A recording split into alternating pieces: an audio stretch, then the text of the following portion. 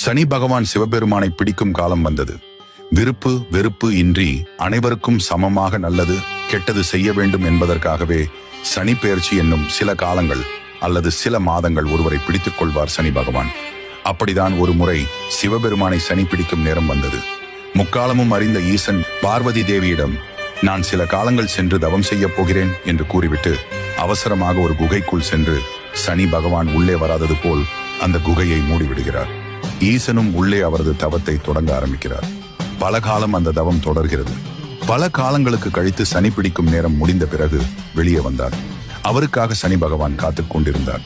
அப்போது ஈசன், இதற்கு மேல் உன்னால் என்னை பிடிக்க முடியாது, சனி பெயர்ச்சி காலம் முடிந்து விட்டது என்றார். சனி பகவானும், ஆம் ஈசனே, சனி பெயர்ச்சி முடிந்து விட்டது, நீங்கள் வெளியே வரதான் நானும் காத்துக் கொண்டிருக்கிறேன் என்றார். ஈசன் சிறிய குழப்பத்துடன், என்ன சொல்கிறாய் என்றார்.